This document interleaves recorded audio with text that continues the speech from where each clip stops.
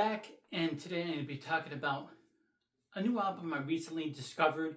It's part of the new wave of traditional heavy metal and slash the new wave of thrash metal, and a lot of the stuff I've been listening to, and I'm going to be doing a lot more reviews on them. So this is definitely one of the first ones I wanted to check out. Dawn of the Axe by Cruel Force.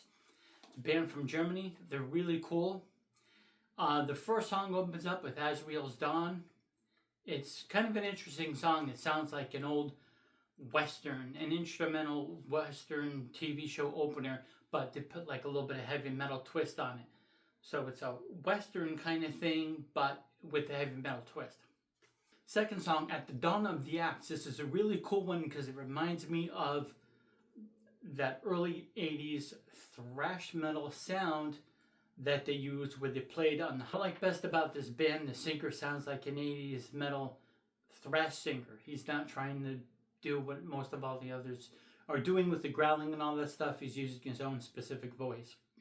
So that's what's really cool about this new wave of thrash metal stuff. It's good, it's newer stuff, but it's done in that traditional kind of way, and it has that sound, and these guys just mastered it. These guys put an album out in 2010, 2011, and then went on like a hiatus for a while. I don't know much about the band, of who's what and everything else, but all I know is that I've checked out a couple of their other stuff, but this one I'm definitely really used to, and I've ordered the CD, and it's definitely really good. The next song, Night of Thunder. Now this has kind of a Slayer vibe and feel to it. I know these guys have been compared to, and a lot of people are saying what other bands are similar, like Sodom, Slayer, Tankard, and a lot of those other early 80s thrash metal bands. Also including bands like Exciter, Razor, Tankard, and even Paul Baloff at times. Somebody else said that, Paul Baloff. I think Paul Baloff, a little bit here and there. So next two songs, Death Rides the Sky and Devil's Dungeon. I think those are really cool songs, but they aren't the best ones off the album. The next song, Watchtower of Abra, has keyboards in it, has kind of an Iron Maiden influence in there. I definitely hear an Iron Maiden influence in there. And it's interesting that they put keyboards on it, synth, or whatever the hell you want to call it. It gives it that different vibe and different feel. That you could definitely use keyboards without selling out, and make it good and rocking. Dio has done it, and several other bands have done it. So it fits really good, and it's one of those other like really different songs off the album that sticks out. Next couple of songs, Across the Sticks, that's a pretty good one, and Power Surge. Not an Overkill cover, of course. That really would have been interesting and cool to hear if they did an Overkill cover.